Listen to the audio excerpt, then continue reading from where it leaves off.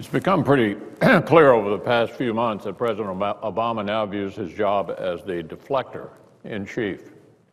No longer content to lay all the nation's problems at the feet of his predecessor, he's taken to creating controversies out of whole cloth. And whether it's a manufactured fight over student loan rates or the so-called war on women, the goal is as clear as you can imagine. Get reporters to focus on these things, and maybe the rest of the country will as well. Get them to focus on anything other than the president's own failure to turn the economy around. And maybe he can squeak by without folks noticing it. That's the plan, at least, and frankly, it couldn't reflect a more misguided view of the American people. Now, they know who's been in charge the past 3.5 years. And the fact that the president had a tough job to do doesn't mean he gets a pass on how he's handled it or on the solutions he has proposed. Most Americans don't like either one of the president's two signature pieces of legislation, Obamacare or the stimulus. They're not particularly thrilled about seeing America's credit rating downgraded for the first time ever. They're scared to death about its $16 trillion debt, trillion-dollar deficits, and chronic joblessness. And many, including myself, are deeply concerned about this administration's thuggish attempts to shut its critics right out of the political process. These are the kinds of things Americans have been telling us for 3 years they're worried about.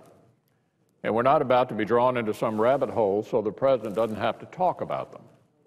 We're going to stay focused on all of these things, not because of some political advantage, but because the American people demand it. So the president can come up with the excuse du jour, but we're going to talk about jobs.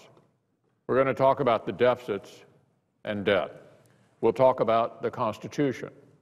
And when it comes to jobs, let's be clear. This administration has been engaged in a war on the private sector. And in many cases, it used federal agencies and a heavy-handed regulatory process to wage it largely out of view. We got a vivid confirmation of this when an EPA official was caught comparing the EPA's enforcement approach to the Roman use of crucifixion. Brutalize a few offenders, he said, and the rest will be scared into submission.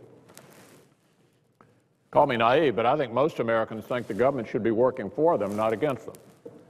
I think most Americans think the federal government should be working to create the conditions for Americans to prosper, not looking for any opportunities to undercut free enterprise.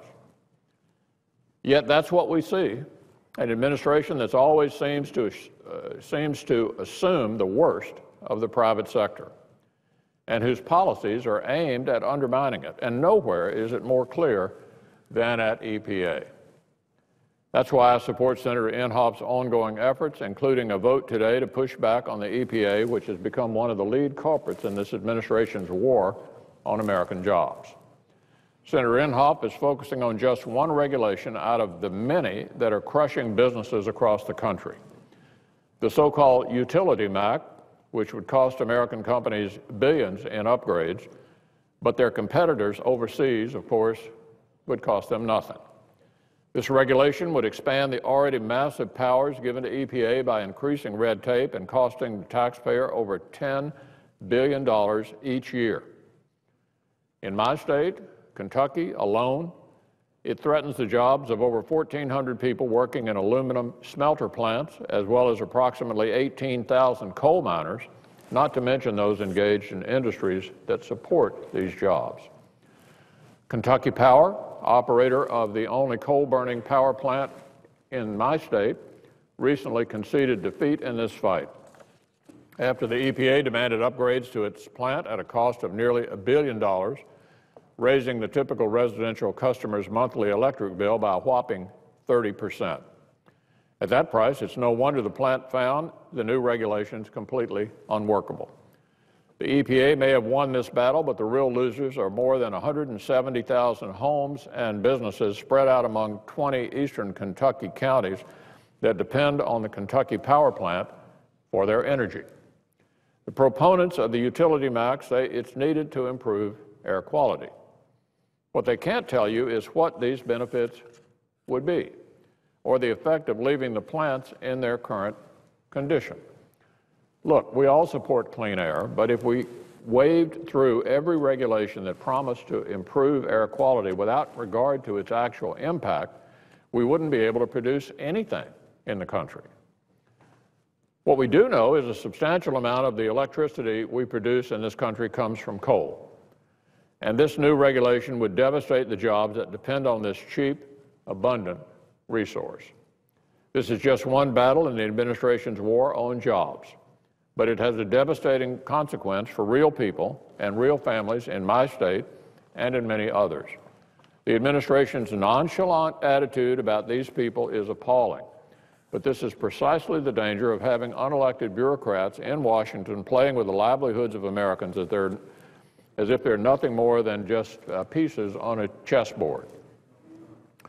Now, the media may continue to chase whatever issue the president and his campaign decides to fabricate from day to day, but these are the facts behind this president's devastating economic policies. And that's why it's a story the president would rather the media ignored. Well, Republicans aren't going to ignore it. We're going to keep talking about the president's policies.